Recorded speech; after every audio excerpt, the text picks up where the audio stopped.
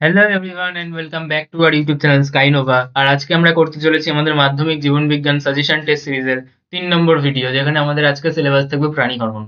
প্রাণী হরমোন চ্যাপ্টারের ওপর যত ধরনের ইম্পর্টেন্ট প্রশ্ন আমাদের পরীক্ষায় আসতে পারে সমস্ত প্রশ্ন এই টেস্ট সিরিজের মধ্যেই কভার হবে।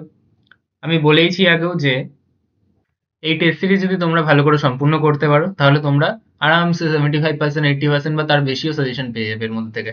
ঠিক আছে? আরো কি করবে তোমরা, যে প্রশ্নগুলো এখানে পড়ছো সেই প্রশ্নগুলোর আশেপাশের যে প্রশ্নগুলো আছে, যেমন আমি বললাম যে ইনসুলিনের কাজ কি, তো ইনসুলিনের সাথে আমি একবারে গ্লুকাগনের কাজটা পড়ে নেবো। এরকম ভাবে যদি তোমরা করো তাহলে তোমরা অবশ্যই একটা ভালো স্কোর করতে পারবে। যাদের প্রিপারেশন খুব ভালো আছে তারা অবশ্যই এগুলো করবে, আর যাদের প্রিপারেশন খুব খারাপ রয়েছে, এখন লাস্ট মোমেন্টে তাদের এইগুলো সেভিয়ার সিরিজ হিসেবে দেখতে চাইছো, তারা এই প্রশ্নগুলো শুধুমাত্র করে যাবে, আরামসে পাস মার্কসের থেকে অনেক বেশিই পাবে। ঠিক আছে? তো বেশি কথা না বাড়িয়ে এই সেশন শুরু করা যাক। আজকের সিলেবাস কি বললাম? প্রাণী হরমোন। আর একবার মনে করিয়ে দেবো যে এই সিরিজের প্রত্যেকটা ভিডিওর নিচেই ডেসক্রিপশন বক্সে পিডিএফ গুলো দিয়ে দেওয়া থাকবে প্রশ্নের। সেই প্রশ্নগুলো প্রথমে নিজেরা ডাউনলোড করে নেবে, ডাউনলোড করে নিয়ে নিজেরা আগে অ্যাটেম্প্ট করবে। দেখবে কোন কোন প্রশ্নগুলো পারছো না, সেই প্রশ্নগুলো কেন পারছো না সেটা ভাবার চিন্তা করবে যে প্রশ্নগুলো আমাদের মুখস্থ নেই, নাকি আমি প্রশ্নগুলো পড়িনি কোনোদিন, নাকি আমি বুঝিই না প্রশ্নের উত্তরটা। এই জিনিসগুলোকে নিজের মধ্যে সেলফ ইন্ট্রোস্পেক্ট করার চেষ্টা করবে। এখন শেষ সময় এসছে পরীক্ষার, নিজের দুর্বলতাকে আইডেন্টিফাই করে সেই জিনিসটাকেই আমাদেরকে স্ট্রং করতে হবে, যাতে সেটা পরীক্ষার সময় আমাদের উইক পয়েন্ট হিসেবে উঠে না দাঁড়ায়। বোঝা গেল? তো আর বেশি কথা না বাড়িয়ে শুরু করা যাক আজকের সেশন। তো আমাদের আজকে সিলেবাস কি? প্রাণী হরমোন। তো আমি এখানে কি করব, আমাদের ওই যে প্রশ্নগুলো আছে আমাদের পরীক্ষায় সেই প্রশ্নগুলো ডিসকাস করে দেবো। প্রথম প্রশ্ন আমাদেরকে কি বলছে? প্রথম প্রশ্ন আমাদেরকে বলছে যে, এটা একটু বেশি মোটা হয়ে গেছে। প্রথম প্রশ্ন আমাকে বলছে যে ভেসোপ্রেসিন হরমোনের উৎপত্তি স্থলের নাম লেখো। এখানে কথাটা কি বলেছে? উৎপত্তি স্থল। তো আমাদের যে ভেসোপ্রেসিন না, ভেসোপ্রেসিন, যারা আমার এই চ্যাপ্টারের উপর ভিডিও দেখেছে তারা খুব ভালো করে বুঝতে পারবে। একটা হচ্ছে ভেসোপ্রেসিন, একটা হচ্ছে অক্সিটোসিন। এই যে দুটো হরমোন, এই দুটো হরমোন আমাদের তৈরি হয় কোথায়? তৈরি হয় আমাদের হাইপোথ্যালামাসে। ঠিক আছে? তৈরি হয় কোথায়? আমাদের হাইপোথ্যালামাসে। 1 সেকেন্ড। হাইপোথ্যালামাসে তৈরি হয়। কিন্তু ক্ষরণ হয় কোথা থেকে? ক্ষরণ হয় আমাদের পশ্চাৎ পিটুইটারি থেকে। ক্ষরণ হয় কোথা থেকে? ক্ষরণ হয় পশ্চাৎ পিটুইটারি থেকে। কেন এরকম কারণ হয়? কারণ আমাদের যে এই দুটো হরমোন রয়েছে, এই দুটো হরমোন আমাদের তৈরি হয় অবশ্যই হাইপোথ্যালামাসে, কিন্তু হাইপোথ্যালামাস থেকে তৈরি হয়ে ওরা চলে আসে পশ্চাৎ পিটুইটারিতে। এসে কি হয়? পশ্চাৎ পিটুইটারি বা নিউরোহাইপোফাইসিসে জমা হয়ে থাকে। এবার জমা হওয়ার পর যখন প্রয়োজন হয় তখন প্রয়োজন হিসেব মতো পশ্চাৎ পিটুইটারি থেকেই ক্ষরণ হয়। তাহলে যদি আমাদেরকে বলে ভেসোপ্রেসিন বা অক্সিটোসিনের ক্ষরণ স্থল, তাহলে আমরা বলবো পশ্চাৎ পিটুইটারি। কিন্তু যদি বলে ভেসোপ্রেসিন এবং অক্সিটোসিনের উৎপত্তি স্থল মানে কোথায় তৈরি হয়েছে, তাহলে বলবো হাইপোথ্যালামাস। তাহলে এই উত্তরটা কি হবে? উত্তরটা হবে হাইপোথ্যালামাস। কিন্তু পশ্চাৎ পিটুইটারি থেকে এটা জমা থাকে, অথবা পশ্চাৎ পিটুইটারি থেকেই কিন্তু এটা ক্ষরণ হয়। ঠিক আছে? আচ্ছা, ভেসোপ্রেসিনের একটা নাম কি? এডিএইচ বা অ্যান্টি ডাই ইউরেটিক হরমোন। তাহলে একটা প্রশ্নের মধ্যে থেকে কত কিছু বুঝতে পারলাম। এক তো আমি ভেসোপ্রেসিন বলেছিলাম, আমি অক্সিটোসিনটা বলে দিলাম যে এই দুটো হরমোন কি আমাদের হাইপোথ্যালামাসে তৈরি হয়, কিন্তু পশ্চাৎ পিটুইটারিতে এসে সঞ্চিত হয় এবং সেখান থেকেই ক্ষরণ হয়। তাহলে আমি দুটো হরমোন সম্পর্কে জেনে গেলাম। আবার এটাও জানতে পারলাম যে আমাদের ভেসোপ্রেসিনকে আমরা এডিএইচ বলে থাকি। ঠিক আছে? এরকম ভাবে বলছি যে একটা প্রশ্নের সাইডে আরো যে ইনফরমেশন গুলো আছে সেগুলোও পড়ে নেওয়ার চেষ্টা করো, তাহলে আর তোমাদেরকে কেউ আটকাতে পারবে না। বোঝা গেল? আচ্ছা, তারপরের জিনিসটি, তারপরের প্রশ্ন বলা হচ্ছে এসিটিএইচ এর ফুল ফর্ম কি লিখতে। এই জিনিসগুলো কিন্তু খুব ইম্পর্টেন্ট। কোনো হরমোনের নাম দিয়ে দিল, নাম দিয়ে তার ফুল ফর্ম বলতে বললো। তাহলে কি এসিটিএইচ? তাহলে কি? Adeno corticotropic hormone. ঠিক আছে? তাহলে এটার নাম কি? Adeno corticotropic hormone. এতে বোঝার কিছু নেই, মনে রাখতে হবে। একইভাবে আমি টিআরএইচ পড়ে নেবো, টিসিএইচ পড়ে নেবো, এগুলো টিএসএইচ পড়ে নেবো, এগুলো সব কি? ফুল ফর্ম গুলো পড়ে নেবো। এটাই হচ্ছে সাজেশন এখানে থাকবে। তারপর বলা হচ্ছে মানবদেহে অ্যাড্রিনালিন কোন গ্রন্থি থেকে ক্ষরিত হয়। তা অ্যাড্রিনালিন হরমোন কোন গ্রন্থি থেকে ক্ষরিত হবে? আমাদের অ্যাড্রিনাল গ্রন্থি থেকে। ঠিক আছে? গ্রন্থিটার নাম অ্যাড্রিনাল এবং হরমোনের নাম অ্যাড্রিনালিন। সেই অ্যাড্রিনাল গ্রন্থির কোন অংশ থেকে ক্ষরিত হয়? আমাদের মেডালা অংশ থেকে কিন্তু ক্ষরিত হয়। আমরা বলেছিলাম যে অ্যাড্রিনাল গ্রন্থি ঠিক এরকম, একটা কি থাকে কর্টেক্স অঞ্চল, একটা থাকে মেডালা অঞ্চল। তার মধ্যে কি আমাদের মেডালা অঞ্চল থেকে কি আমাদের ক্ষরণ হয় এই হরমোনটা। বোঝা গেল? মেডালা অঞ্চল কি আমাদের ভিতরের অঞ্চলটা, আর কর্টেক্স অঞ্চল আমাদের বাইরের অঞ্চলটা। কর্টেক্স। আমি আমার ভিডিওতে ভালো করে ছবি দিয়ে বুঝিয়েছিলাম, ওখানে এনসিইআরটি ছবি তুলে এনে। তারপরের প্রশ্ন কি আছে? তারপরের প্রশ্ন আমাদেরকে বলছে যে ইনসুলিন হরমোনটি কোন গ্রন্থি থেকে নিঃসৃত হয়। আমরা জানি যে ইনসুলিন হরমোন কোন গ্রন্থি থেকে নিঃসৃত হয়? আমাদের অগ্ন্যাশয় নামক যে মিশ্র গ্রন্থি তার থেকে। এবার মিশ্র গ্রন্থির তো একটা কি থাকে? একটা থাকে আমাদের অন্তঃক্ষরা অংশ, একটা থাকে বহিঃক্ষরা অংশ। অগ্ন্যাশয়ের বহিঃক্ষরা অংশের নাম কি? সেলস অফ অ্যাসিনাই বা অ্যাসিনার কোষ। এবং অন্তঃক্ষরা অংশের নাম কি? আইলেটস অফ ল্যাঙ্গারহ্যান্স বা ল্যাঙ্গারহ্যান্স দ্বীপপুঞ্জ। নেক্সট তাহলে আইলেটস অফ ল্যাঙ্গারহ্যান্স যেটা আছে সেখান থেকে তাহলে ক্ষরণ হবে। তাহলে উত্তরটা কি বলবো, যে অগ্ন্যাশয় গ্রন্থির আইলেটস অফ ল্যাঙ্গারহ্যান্স থেকে। এবারে ল্যাঙ্গারহ্যান্স এর মধ্যে অনেক রকমের কোষ ছিল, যেরকম আলফা কোষ, বিটা কোষ। ইনসুলিনটা কোথা থেকে ক্ষরিত হতো? ইনসুলিন কিন্তু হতো আমাদের বিটা কোষ থেকে, বোঝা গেল। আর আলফা কোষ থেকে কি হতো? গ্লুকাগন তৈরি হতো। ঠিক আছে, এরকম আরো কোষ ছিল, পিপি কোষ, ডেল্টা কোষ, বোঝা গেল। আমি একবারে কিন্তু অনেক কিছু বলে দিচ্ছি সাইডে। তারপর বলা হচ্ছে কি, তারপর বলা হচ্ছে আয়োডিনের অভাবে, আয়োডিন মানে কি আয়োডিন, আয়োডিনের অভাবে মানবদেহের কোন হরমোন সংশ্লেষ ব্যাহত হয়? কোথায় হয় আয়োডিনের অভাব? পাহাড়ি অঞ্চলে। ঠিক আছে, আয়োডিনের অভাবে কি রোগ হয় আমাদের? গয়টার রোগ হয়। ঠিক আছে, কোন হরমোন সংশ্লেষ ব্যাহত হয়? আমাদের থাইরক্সিন হরমোন সংশ্লেষ ব্যাহত হয়। এটা কি হরমোন? আমাদের থাইরয়েড হরমোন। থাইরয়েড হরমোন আর কি হয়? থাইরয়েড হরমোন হয় দু প্রকার, একটা হচ্ছে T3, একটা হচ্ছে T4। T3 কে তো আমরা কিছু বলি না, T3 কে আমরা কি বলবো? শুধু আহ, যে ট্রাই আয়োডোথাইরোনিন। কিন্তু T4 কে আমরা কি বলবো? থাইরক্সিন। আর যদি এর নাম বলতে চাই তাহলে কি বলবো? টেট্রা আয়োডোথাইরক্সিন। তাহলে এই যে আমাদের থাইরক্সিন হরমোনটাই আমাদের কিন্তু মেজরলি বইতে উল্লেখ করা আছে, তো আমরা থাইরক্সিন বললেই আমাদের হয়ে যাবে। ঠিক আছে, তাহলে আয়োডিনের অভাবে মানবদেহের কোন হরমোন সংশ্লেষ ব্যাহত হয়? আমাদের থাইরক্সিন হরমোন সংশ্লেষ ব্যাহত হয়। তারপরের প্রশ্ন কি? তারপরের প্রশ্নটা খুব ইন্টারেস্টিং। পরিণত স্ত্রী দেহের ডিম্বাশয়ে পিত গ্রন্থি বা কর্পাস লিউটিয়াম থেকে কোন হরমোন ক্ষরণ হয়? যদি কখনো পিত গ্রন্থি বলে তাহলে হবে প্রোজেস্টেরন, আর যদি কখনো ডিম্বথলি বলে তাহলে হবে ইস্ট্রোজেন। ঠিক আছে, তারপরের প্রশ্ন বলছে রক্তে শর্করার পরিমাণ বাড়ে কোন হরমোনের কম ক্ষরণে? মানে এমন কোন হরমোন থাকে যে রক্তে শর্করার পরিমাণটাকে কন্ট্রোল করে? সেটা হচ্ছে আমাদের ইনসুলিন। তাহলে ইনসুলিন যদি কখনো কম ক্ষরণ হয় তাহলে রক্তে শর্করার পরিমাণ আর স্থির থাকবে না, ও কি হবে? বেড়ে যাবে। আর রক্তে শর্করার পরিমাণ কমায় কে? রক্তে শর্করার পরিমাণ কমায় হচ্ছে গ্লুকাগন। ঠিক আছে, তাহলে এর বিপরীত প্রশ্নটা বললে কি বলতাম? তাহলে বলতাম গ্লুকাগন। ঠিক আছে, আচ্ছা। তারপরে কি বলছে? তারপর বলছে সুপ্রিম কমান্ডার কাকে বলে? সুপ্রিম কমান্ডার কাকে বলে? সুপ্রিম কমান্ডার কাকে কেন বলে? আমি একবারে দুটো উত্তর বলবো। তাহলে হাইপোথ্যালামাসকে বলে। কেন? কারণ আমাদের যে পিটুইটারি, আমাদের কে আছে? পিটুইটারি। এই পিটুইটারি কি? পিটুইটারি অন্যান্য সকলকে কন্ট্রোল করে, তাই ওকে কি বলা হয়? তাকে বলা হয় মাস্টার গ্ল্যান্ড। মাস্টার গ্ল্যান্ড, বা বাংলায় আমরা কি বলি? প্রভুগ্রন্থি। ঠিক আছে, কিন্তু এই পিটুইটারিকে আবার কে কন্ট্রোল করে? পিটুইটারি হচ্ছে ম্যানেজার, ও সবাইকে কন্ট্রোল করে, কিন্তু ম্যানেজারকে আবার কে কন্ট্রোল করে? তার বস, মানে আমাদের হাইপোথ্যালামাস। তাহলে কি আমাদের হাইপোথ্যালামাস। এই হাইপোথ্যালামাসকে তাহলে আমি কি বলবো? বসের বস। তাহলে কি বলবো আমি একে? একে বলবো মাস্টার অফ মাস্টার গ্ল্যান্ড। কি বলবো? Master of master gland. Master গ্ল্যান্ডের মাস্টার মানে পিটুইটারির মাস্টার। ঠিক আছে, বা কি বলবো? প্রভুগ্রন্থির প্রভুগ্রন্থি। অথবা এটাকেই আমরা কি বলবো তখন? Supreme commander. তাহলে কি বলবো? আমাদের সুপ্রিম কমান্ডার। সুপ্রিম মানে কি? যে সর্বোচ্চ। ঠিক আছে, যেরকম সুপ্রিম কোর্ট তার মানে সর্বোচ্চ কোর্ট আমাদের দেশের। ঠিক আছে, তাহলে কি সুপ্রিম মানে সর্বোচ্চ, কারণ সবাইকে কন্ট্রোল করছে পিটুইটারি, আবার পিটুইটারিকে কন্ট্রোল করে আমাদের হাইপোথ্যালামাস। তাহলে ওই যে সব বাপের এক বাপ থাকে, সেই বাপটাকে আমাদের হাইপোথ্যালামাস। তাই কি বলা হয়? হাইপোথ্যালামাসকে সুপ্রিম কমান্ডার বলা হয়। কেন মাঝে মধ্যে এরকম ফ্ল্যাকচুয়েট করছে আমি এটা বুঝতে পারছি না। তারপর আমাকে বলছে যে ফ্লাইট অ্যান্ড ফাইট হরমোন কাকে বলা হয়? ফ্লাইট অ্যান্ড ফাইট, ফ্লাইট মানে কি? পলায়ন। আর ফাইট মানে কি? যখন আমি একটা পরিস্থিতিতে ফাইট করছি তার এগেনস্টে। তাহলে এটা কোন হরমোনকে বলা হয়? যাকে আমরা কিন্তু জরুরিকালীন হরমোন বা আপাতকালীন হরমোন বলে থাকি, তাকেই কিন্তু আমরা ফ্লাইট অ্যান্ড ফাইট হরমোন বলে থাকি। অথবা 3F হরমোন বলি। কেন? একটা এফ মানে হচ্ছে আমাদের ফ্লাইট, একটা এফ মানে হচ্ছে আমাদের ফাইট, আর একটা এফ মানে হচ্ছে আমাদের ফিয়ার। ফিয়ার মানে কি? ভয়, তাহলে ভয়ের পরিস্থিতি। আর একটা হচ্ছে ফ্লাইট, ফ্লাইট মানে কি? পলায়ন, তাহলে পলায়নের স্থিতি হতে পারে, ভয়ের স্থিতি হতে পারে। আর একটা ফাইট মানে আমি পরিস্থিতির মোকাবিলা করতে চাইছি, তাই বলা উচিত। তাহলে এই তিনটে পরিস্থিতি কে সামাল দেয়? আমাদের অ্যাড্রিনালিন হরমোন। তাহলে তাকে কি বলা হয়? আমাদের জরুরিকালীন হরমোন। ঠিক আছে, আচ্ছা, বা আপাতকালীন হরমোন। তারপরের প্রশ্ন দেখে নেওয়া যাক। তারপরের প্রশ্ন আমাকে বলছে বিশদ দৃষ্টি লেখো। বলছে বামনত্ব দিয়েছে, কি কি দিয়েছে আমাদের বিশদ দৃষ্টি বার করতে? বামনত্ব বলছে, গলগণ্ড বলছে, থ্যালাসেমিয়া বলছে, মধুমেহ বলছে। তা বামনত্ব কখন হয়? যখন আমাদের গ্রোথ হরমোন কম ক্ষরণ হয়। গলগণ্ড কখন হয়? যখন আমাদের থাইরক্সিন বা থাইরয়েড হরমোন কম ক্ষরণ হয়। ঠিক আছে, গলগণ্ড বলছে মানে আমি সরল গলগণ্ড ধরছি। আর মধুমেহ কখন হয়? মধুমেহ কি? ডায়াবেটিস মেলিটাস মানে কি? ইনসুলিন হরমোন যখন কম ক্ষরণ হয়। তাহলে এগুলো সব কি? এগুলো আমাদের হরমোনের জনিত রোগ। কিন্তু থ্যালাসেমিয়া কি? থ্যালাসেমিয়া একটা জেনেটিক ডিসঅর্ডার। তাহলে এটা একটা জিনগত রোগ বা বংশগত রোগ। তাহলে কি হবে? আমাদের উত্তরটা থ্যালাসেমিয়া হবে। তারপরের প্রশ্ন বলছে কি নিচের 4টি বিষয়ের মধ্যে 3টি অপর একটি বিষয়ের অন্তর্গত, সেই বিষয়টা খুঁজে বার করতে হবে। প্রথম হচ্ছে মৌল বিপাকীয় হার, থাইরক্সিন, লোহিত রক্তকণিকার ক্রম পরিণতি, আর হচ্ছে এক্সাপথেলমিক গয়টার। তাহলে এই যে এটা, এটা আর এটা, এই তিনটে ঘটনাই ঘটে আমাদের থাইরক্সিনের জন্য। তাহলে থাইরক্সিন হচ্ছে সেই বিষয়টা যে বিষয়ের অন্তর্গত বাকি তিনটে পয়েন্ট।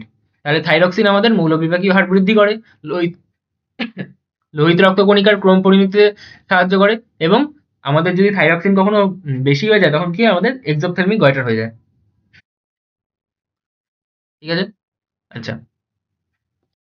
তারপরের প্রশ্ন কি বলছে? তারপরের প্রশ্ন আমাকে বলছে যে আমাদের বহুমূত্র রোগে আক্রান্ত ব্যক্তির কোন বহুরক্ত বহুমূত্র রোগে আক্রান্ত কোনো ব্যক্তির, এটা কোনো হবে, হ্যাঁ, কোনো ব্যক্তির অত্যাধিক পরিমাণ লঘুমূত্র নির্গত হয়।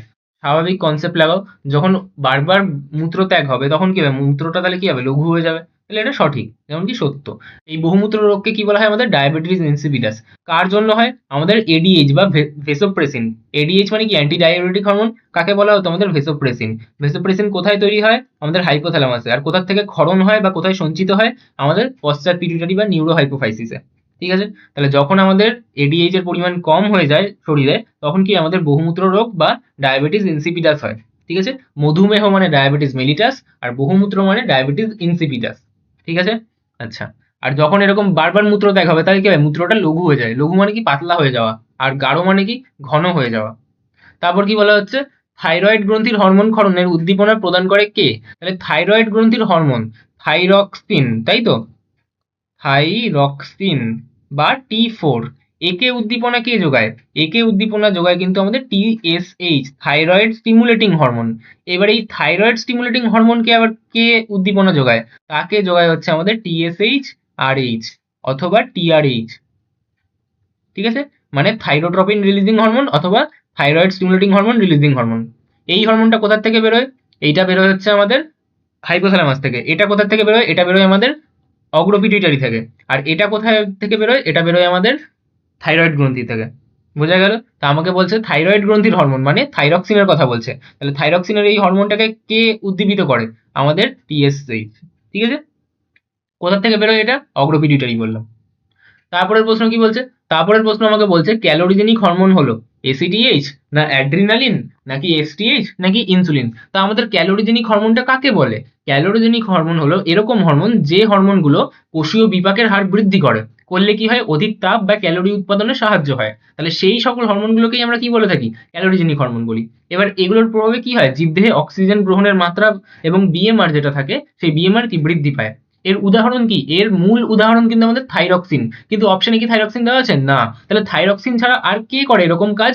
আর করে কিন্তু আমাদের টেস্টোস্টেরন, অ্যাড্রিনালিন। তাহলে এর মধ্যে কি আছে তাকেও, হ্যাঁ আছে, এই যে আমাদের অ্যাড্রিনালিন। তাহলে আমি এখানে উত্তরটা কি দেবো, অপশনগুলোর মধ্যে কিন্তু আমাদের অ্যাড্রিনালিন হবে উত্তরটা। ঠিক আছে, আচ্ছা। আর মূল ক্যালোরিজেনিক হরমোন কে? মূল ক্যালোরিজেনিক হরমোন কিন্তু আমাদের থাইরক্সিন। তাহলে কখনো যদি বলে যে একটি ক্যালোরিজেনিক হরমোনের উদাহরণ দাও, তাহলে আমরা কি বলবো, থাইরক্সিন হরমোনের কথা বলবো। ঠিক আছে, আচ্ছা।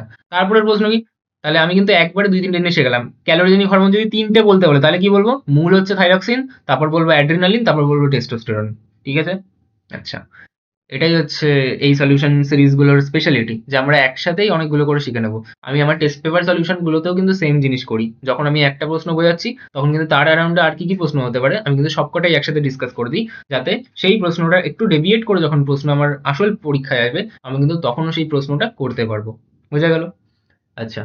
তারপরে প্রশ্ন, প্রদত্ত কোনটি এডিএইচ হরমোনের কাজ? এডিএইচ মানে কি, আমাদের অ্যান্টি ডাইইউরেটিক হরমোন বা আমাদের ভেসোপ্রেসিন, যেটা তৈরি হয় কোথায়, হাইপোথ্যালামাসে। কোথায় এসে সঞ্চিত হয়, পশ্চাৎ পিটুইটারি বা নিউরোহাইপোফিসিসে। ক্ষরণস্থল কোনটা, ওখান থেকেই, মানে পশ্চাৎ পিটুইটারি থেকেই। এতবার বললাম, মনে থেকে যাওয়ার কথা এরপর থেকে। ঠিক আছে, এডিএইচ হরমোনের কাজ কি? উপধমনীকে সংকুচিত করে রক্তচাপ বাড়ায়। এটাই এটাই কি এর কাজ।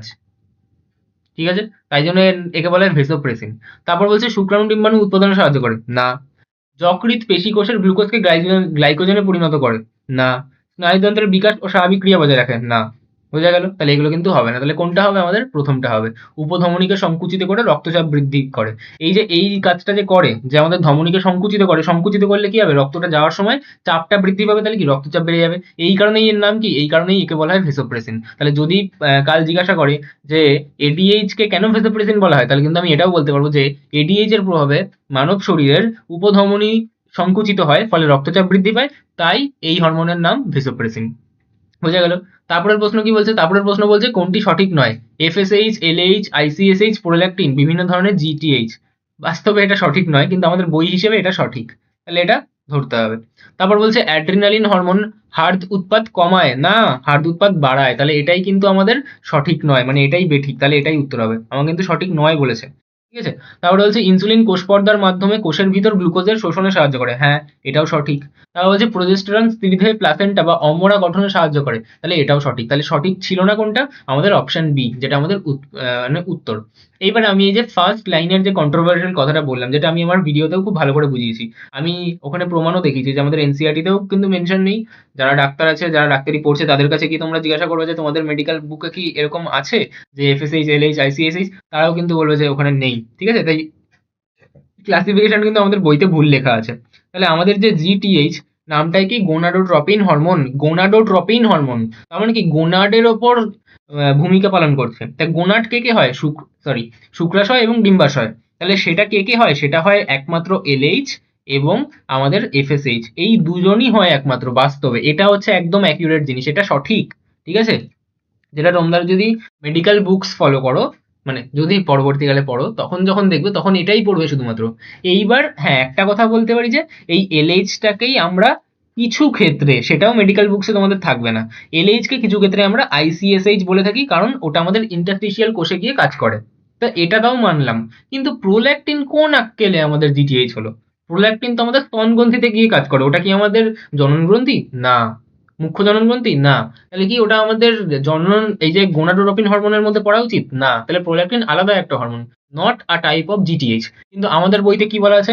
আমাদের বইতে বলা আছে জিটিএইচ 4 প্রকার, একটা হচ্ছে এলএইচ, ওদের মধ্যে আইসিএসএইচ আলাদা একটা হরমোন, যেটা নিচে যদিও লেখা আছে যে পুরুষ দেহে এলএইচ কে আইসিএসএইচ বলা হয়।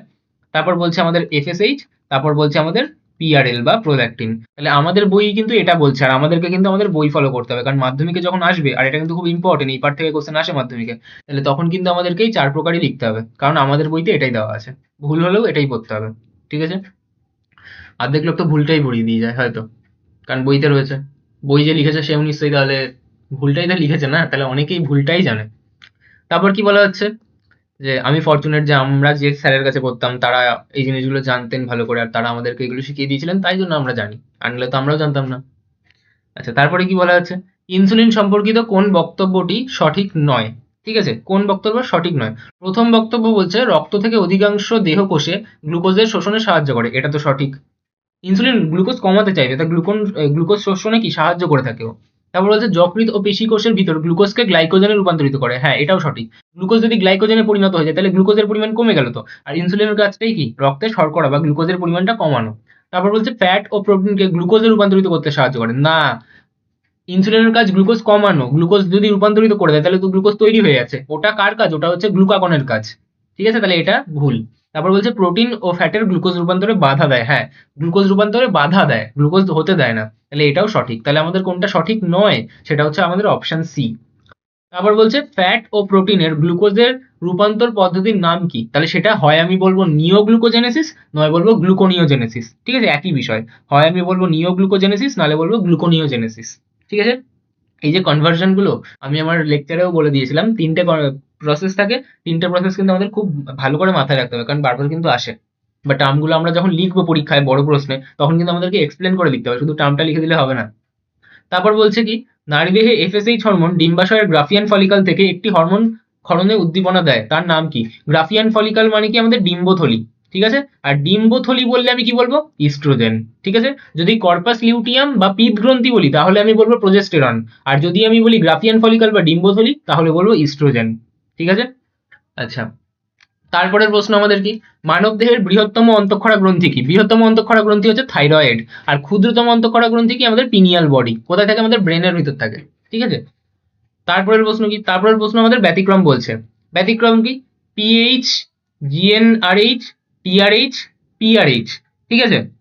আচ্ছা, এর মধ্যে আমাদের বই হিসেবে এটাও একটা কন্ট্রোভার্সিয়াল প্রশ্ন, ঠিক আছে। আর কন্ট্রোভার্সিয়াল প্রশ্নতে আমাদের বইতে যা থাকে সেটাই আমাদের লেখা উচিত, ঠিক আছে। এখানে পিআইএইচ রয়েছে, জিএনআরএইচ রয়েছে, টিআরএইচ রয়েছে, পিআরএইচ রয়েছে। তো এখানে আমাদের এই তিনজনই কিন্তু আমাদের রিলিজিং হরমোন, মানে ও উদ্দীপিত করে। কিন্তু পিআইএইচ কি? আমাদের ইনহিবিটিং হরমোন, মানে ও বাধা দেয়। তাহলে সেই অর্থে আমাদের ব্যতিক্রম কোনটা হবে? পিআইএইচ। আর মাধ্যমিকে যদি কাল এই প্রশ্নটা আসে না, তাহলে এটাই কিন্তু আমাদের উত্তর সঠিক হবে। ঠিক আছে? কিন্তু বাস্তবে একটা জিনিস আমি আমার লেকচারে বলেছিলাম যে পিআইএইচ, জিএনআরএইচ, আমাদের টিআরএইচ এবং পিআরএইচ, এই যে পিআরএইচ মানে কি প্রোল্যাক্টিন রিলিজিং হরমোন, তাই তো? পিআইএইচ মানে কি প্রোল্যাক্টিন ইনহিবিটিং হরমোন। এই যে প্রোল্যাক্টিন ইনহিবিটিং হরমোন, এটা তো আমাদের বাস্তবে মানবদেহে থাকে, কিন্তু প্রোল্যাক্টিন রিলিজিং হরমোন বলে কিছু হয় না। তো সেই অর্থে আমি বলতে পারি যে এই হরমোনটা হয়, এই হরমোনটা হয়, এই হরমোনটা হয়, কিন্তু এই হরমোনটা হয়ই না। তাহলে সেই অর্থে ব্যতিক্রম এটা বলা উচিত। ঠিক আছে?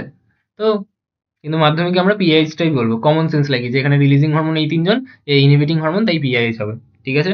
কারণ আমাদের কিন্তু অনেক বইতে, আমি যদি ভুল না হয়ে থাকি, তাহলে কিন্তু আমাদের পিআরএইচ বলে হরমোন দেওয়া আছে, কোনো না কোনো টিভি নাইন প্রাপ্ত বইতে দেওয়া থাকবেই।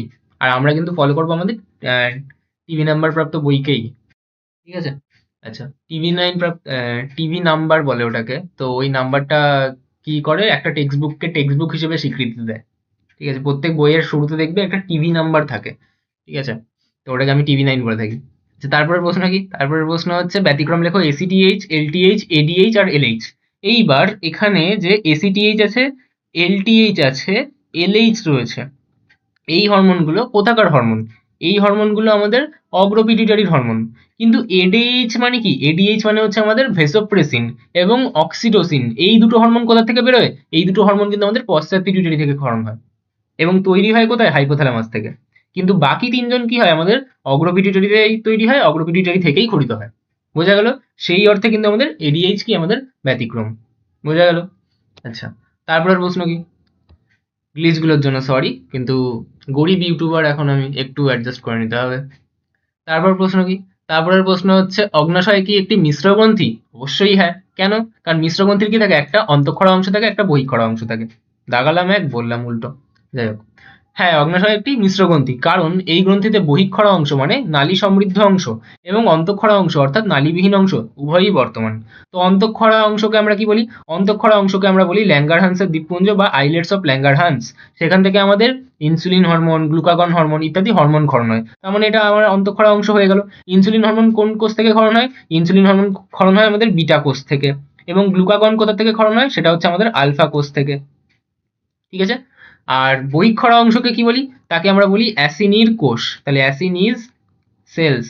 ঠিক আছে? বা অ্যাসিনার কোষ। তাহলে অ্যাসিনার কোষ অংশ কি হয়? উৎসেচকপূর্ণ অগ্ন্যাশয় রস নিঃসরণ করে, যা নালীর মাধ্যমে বাহিত হয়। বহিঃক্ষরা অংশের বৈশিষ্ট্যই তো এটা, যে বহিঃক্ষরা যখন কোনো গ্রন্থি বা বহিঃক্ষরা অংশ, সেটার থেকে নিঃসৃত যে পদার্থ, সেই পদার্থ নালীর মাধ্যমে দূরবর্তী স্থানে, বা সত্যি বলতে দূরবর্তী স্থানে তো যায় না, তো যেখানেই ক্রিয়াস্থলটা থাকবে সেই ক্রিয়াস্থলে কি গিয়ে কার্যটা সম্পন্ন করবে। বোঝা গেল? তারপরের প্রশ্ন, এরকম প্রশ্ন কিন্তু খুব ইম্পর্টেন্ট, যে টেস্টোস্টেরন হরমোন ইস্ট্রোজেনের উৎস কি? উৎস মানে কি? কোথা থেকে ক্ষরণ হচ্ছে? যদি বলে ভেসোপ্রেসিন হরমোনের উৎস কি, তাহলে মেনশন করে লিখে দেবো যে ভেসোপ্রেসিন তৈরি হয় হাইপোথ্যালামাসে এবং ক্ষরণ হয় আমাদের পশ্চাৎ পিটুইটারিতে। এবার উৎস বলতে সাধারণত কোথা থেকে তৈরি হয়েছে সেটাই বলা উচিত। তাহলে কিন্তু আইডিয়ালি উত্তরটা হওয়া উচিত আমাদের হাইপোথ্যালামাস। কিন্তু আমরা রিস্ক নেব না, আমরা পুরো মেনশন করে লিখে দেবো যে হাইপোথ্যালামাসে তৈরি হয়েছে আর পশ্চাৎ পিটুইটারিতে ক্ষরণ হবে। এক্সামিনার দেখেও বুঝতে পারবে যে হ্যাঁ, এ ভালো করে বুঝে শুনে পড়ে এসছে। তারপরের প্রশ্ন কি বলছে? তারপরের প্রশ্ন বলছে টেস্টোস্টেরন ইস্ট্রোজেনের উৎস লেখো। তাহলে টেস্টোস্টেরন কোথা থেকে ক্ষরিত হয়? শুক্রাশয় থেকে। শুধু শুক্রাশয় লিখলেই নাম্বার পেয়ে যাবে। তবুও তুমি যদি ভালো করে লিখতে চাও তাহলে কি বলবে? লেডিক মনিত যে আন্তঃকোষ বা ইন্টারস্টিশিয়াল সেল থাকে, সেখান থেকে নিঃসৃত হয় আমাদের টেস্টোস্টেরন। এবং ইস্ট্রোজেন কি হয়? ডিম্বাশয় থেকে ক্ষরিত হয় বললেই হয়ে যাবে। কিন্তু ডিম্বাশয়ের মধ্যে কি হয়? আমাদের পরিণত ডিম্বথলি বা গ্রাফিয়ান ফলিকল থেকে কি আমাদের ইস্ট্রোজেন ক্ষরিত হয়। এবং যদি বলতো প্রজেস্টেরন, তাহলে কি বলতাম? ডিম্বাশয়ের কর্পাস লিউটিয়াম বা পিত্তগ্রন্থি থেকে ক্ষরিত হয়। বোঝা গেল? তারপরে আমাকে বলছে যে কাকে কেন 3F হরমোন বলে? 3F মানে আমি কি বলেছিলাম? একটা হচ্ছে ফ্লাইট, এটা ফ্লাইট, এটা ফাইট, আর এটা কি আছে? ফাইট, ফ্লাইট, আর এটা ফিয়ার হবে। ঠিক আছে? ফ্রাইট, জানি না ফ্রাইট বললে হতে পারে, ফ্রাইটের বাংলায় আমি জানি না, কিন্তু এটা ফিয়ার লিখে দিলেও চলবে আমার। ঠিক আছে? আমি এটাই জানতাম, ফ্লাইট, ফাইট আর হচ্ছে ফিয়ার। ঠিক আছে? তাহলে ভয়কালীন পরিস্থিতি। ফাইট মানে কি? যখন আমি পরিস্থিতি মোকাবিলা করতে চলছি।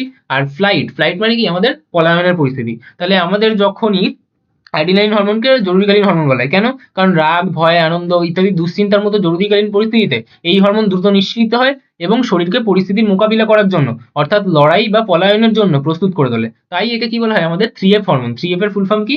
একটা এফ মানে হচ্ছে ফ্লাইট, একটা এফ মানে হচ্ছে ফাইট, একটা এফ মানে ফিয়ার। আগে পরে লেখার কোনো ইয়ে নেই যে আগে পরে লিখতে হবে, সেরকম কোনো ব্যাপার নেই।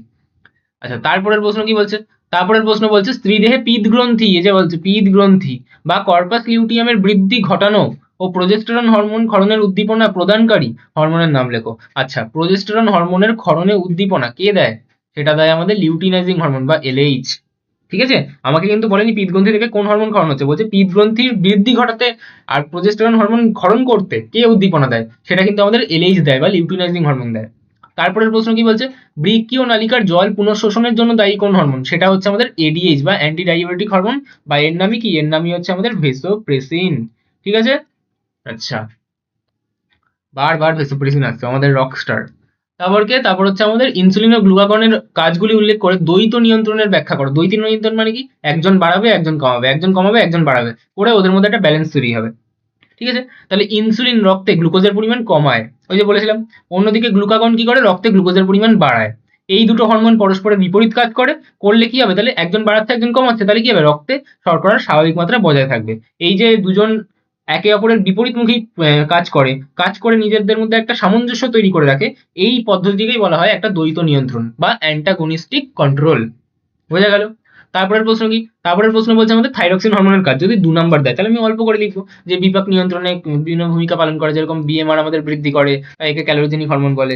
আবার বৃদ্ধিতে ব্যবহৃত হয়, যেরকম আমাদের কি হরমোন দেহের হাড় ও পেশির বৃদ্ধিতে, লোহিত রক্ত কণিকার ক্রম পরিণতিতে সাহায্য করে। ঠিক আছে, এগুলো হচ্ছে থাইরক্সিন হরমোনের কাজ। তো 2 নম্বর বলে আমি এরকম শর্ট করে লিখে দেবো।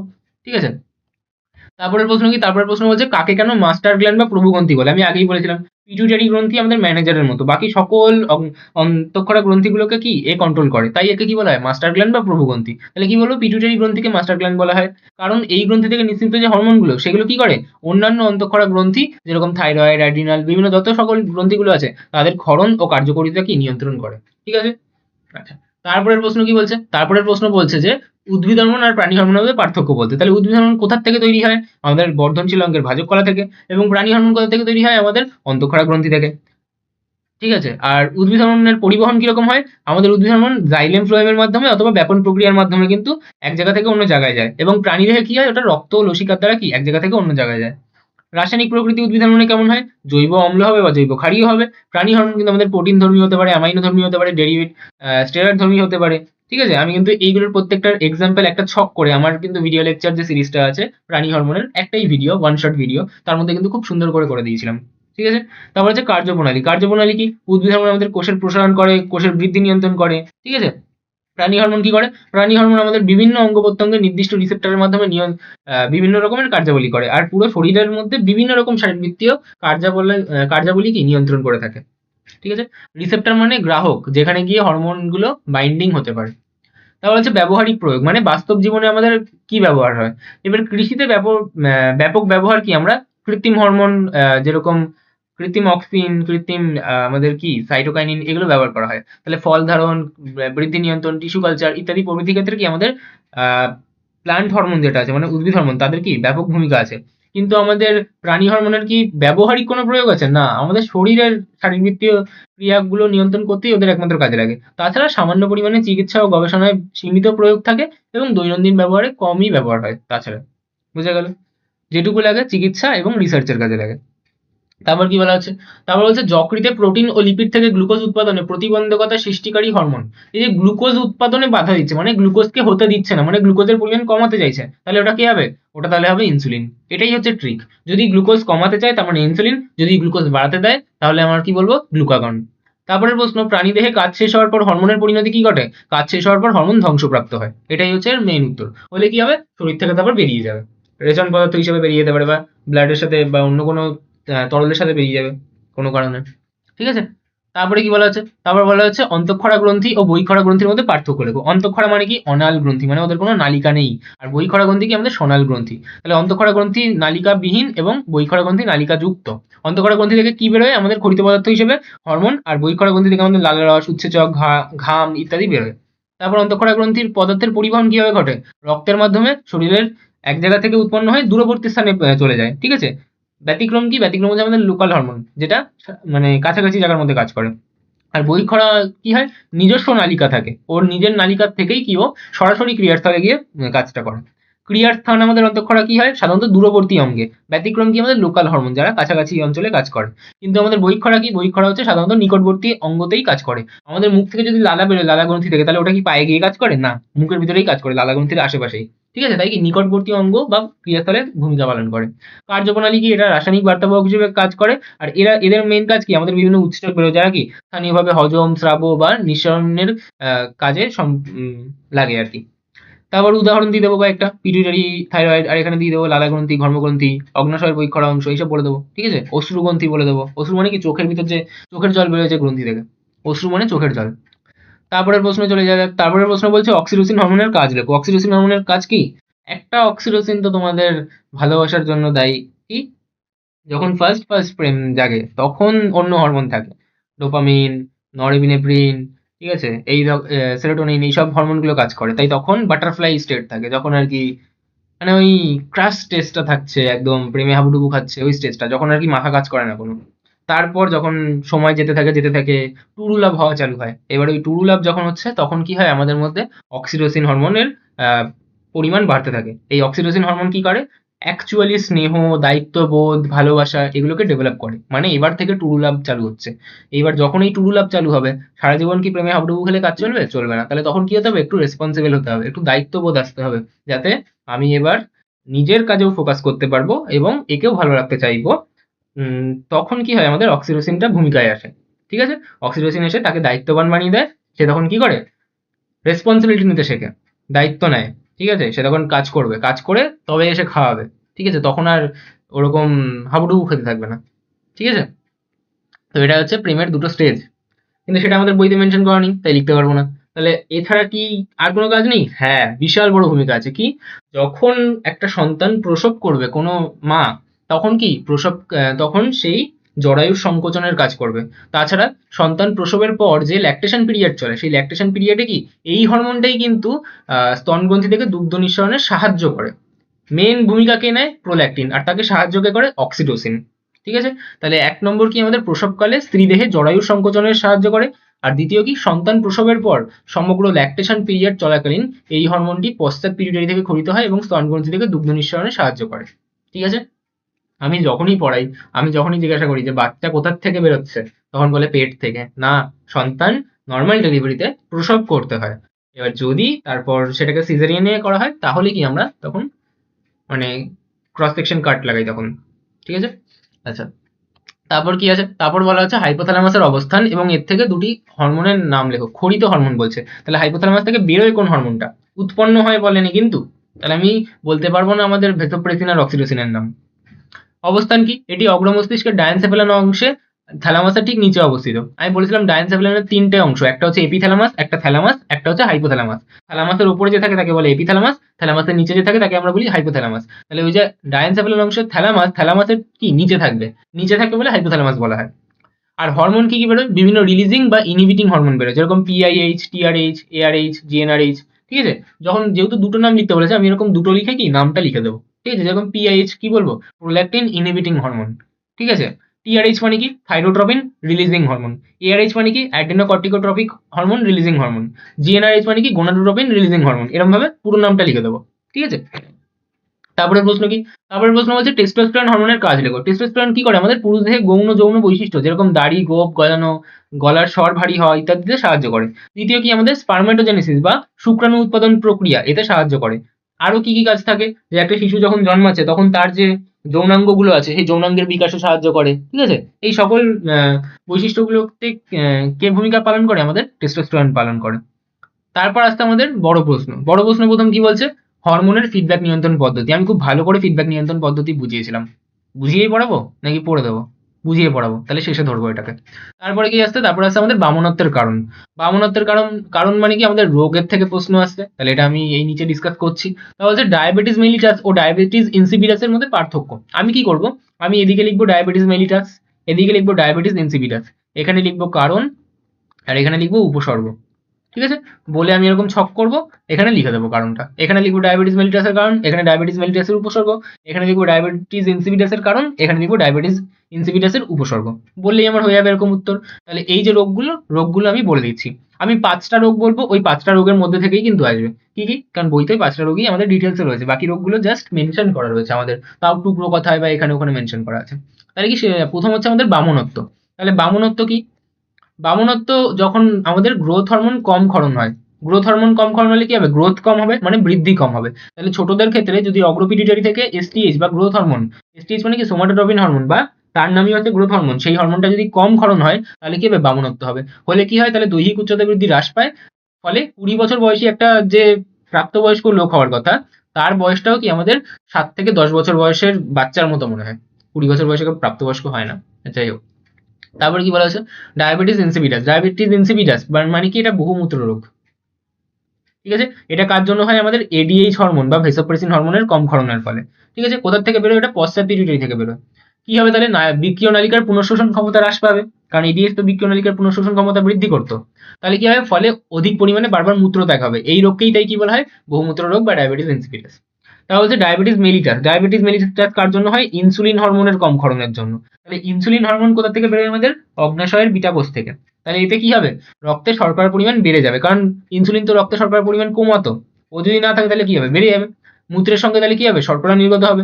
অতিরিক্ত তৃষ্ণা পাবে, ওজন কমে যায়, কেটে গেলে ঘা সহজে শুকায় না, অতিরিক্ত খিদে পায়, এইগুলো। ঠিক আছে, ওই জন্য যখন কেউ এরকম সিমটম গুলো বলে যে আমার ঘা শুকাচ্ছে না, বারবার খিদে পাচ্ছে, জল তেষ্টা বারবার পাচ্ছে, তাহলে তখন ডাক্তার কি বলে যে তুমি গিয়ে সুগার টেস্ট করে আসো। ঠিক আছে, আচ্ছা। দেন কি বলছে, দেন আমাকে বলছে সরল গলগণ্ড বা গয়টার। এটা কার জন্য হবে, এটা আমাদের থাইরয়েড হরমোন, কিন্তু আমাদের বইতে আমরা মেইনলি কার কথা বলি, থাইরক্সিন হরমোন। তাহলে থাইরক্সিন হরমোন যখন কম হয়, থাইরক্সিন হরমোন কম কখন হয়, যখন আমাদের খাদ্যে আয়োডিনের অভাব থাকে। তাহলে আয়োডিন যদি কম থাকে, তাহলে এটা কোথায় হয়, এটা হয় আমাদের পাহাড়ি অঞ্চলে। কোথায় হয়, আমাদের পাহাড়ি অঞ্চলে। কারণ পাহাড়ি অঞ্চলে কি হয়, আমাদের থাইরক্সিন যে আয়োডিন যে আছে, সেই আয়োডিনটা কি কম মাত্রায় উপস্থিত থাকে। তাহলে আয়োডিন যদি কম থাকে, তাহলে কি হবে, আমাদের থাইরক্সিন হরমোনের পরিমাণ কমে যাবে। আর থাইরক্সিন হরমোনের পরিমাণ যদি কমে যায়, তাহলে কি হয়, সরল গলগণ্ড বা গয়টার হয়। তাতে কি হয়, থাইরয়েড গ্রন্থির আকার ও আয়তন বৃদ্ধি পেয়ে যায়, গ্রীবা অঞ্চল স্ফীত হয়। বিএমআর ও হৃদগতি তো থাইরক্সিন বৃদ্ধি করতো, তাহলে ওটা হবে না, তাহলে কি হবে, হ্রাস পেয়ে যাবে। শ্বাসকার্যের সমস্যা হয়, যেহেতু গলাটা ওরকম স্ফীত হয়ে যায় না, খাদ্য গলাধ্যকরণে মানে খাবারটা গিলতে, তাহলে কি তখন অসুবিধা হয়। ঠিক আছে, আচ্ছা। তারপরের প্রশ্ন কি, তারপর আমাকে বলছে বহিঃচক্ষু গয়টার বা গ্রেভস বর্ণিত রোগ। এটা এক প্রকারের অটো ইমিউন রোগ। অটো ইমিউন রোগ মানে কি, যখন আমাদের যে ইমিউনিটি গুলো আছে না, সেই সেলস গুলো আমাদেরই বিপক্ষে চলে যায়, তখন তাকে কি বলা হয়, অটো ইমিউন রোগ।